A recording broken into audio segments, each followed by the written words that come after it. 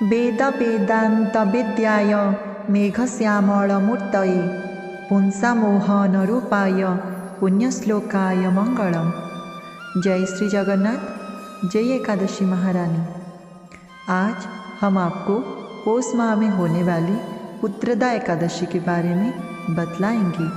एक दिन युधिष्ठिर राजा ने भगवान श्री कृष्ण जी को यह एकादशी के बारे में पूछा तो भगवान श्री कृष्ण जी ने कहा, राजन, पौष के शुक्ल पक्ष की जो एकादशी है उसे बतलाता हूँ, सुनो। संसार के हित के इच्छा से मैं इसका वर्णन करता हूँ।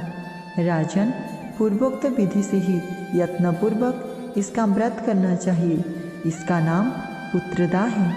यह सब पापों को हरने वाली उत्तम तिथि है। समस्त कामनाओं तथा सिद्धियों के दाता भगवान नारायण इस तिथि के अधिदेवता हैं। चराचर प्राणियों सहित समस्त त्रिलोकी में इससे बढ़कर दूसरी कोई तिथि नहीं है।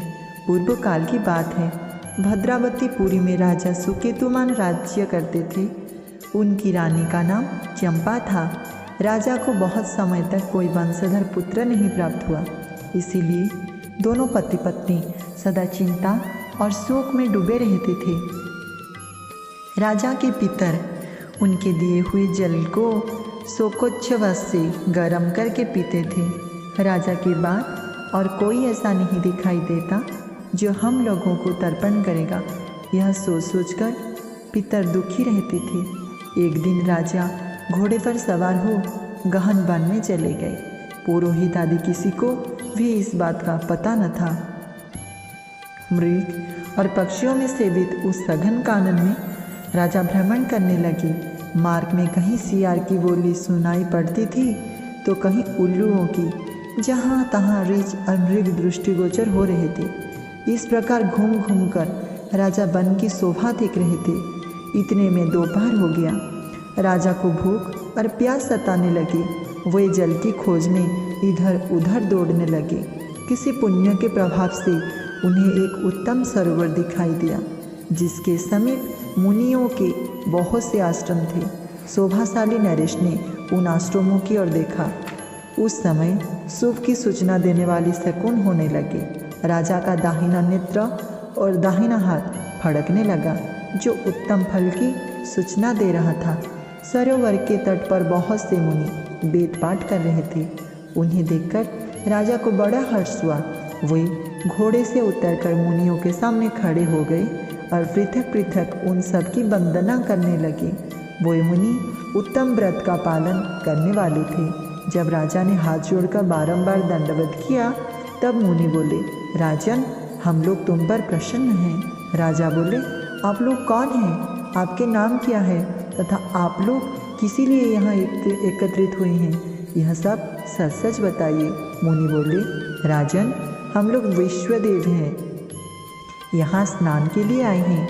माघ निकट आया है। आज से 5वें दिन माघ का स्नान आरंभ हो जाएगा। आज ही पुत्रदा नाम की एकादशी है, जो व्रत करने वाले मनुष्यों को पुत्र देती है। राजा ने कहा, विश्वदेवगण, यदि आप लोग प्रसन्न हैं तो मुझे पुत्र दीजिए। मुनि बोले, राजन, आज के ही दिन पुत्रदा नाम की एकादशी है। इसका व्रत बहुत विख्यात है। तुम आज इस उत्तम व्रत का पालन करो। महाराज, भगवान केशव के प्रसाद से तुम्हें अवश्य पुत्र प्राप्त होगा।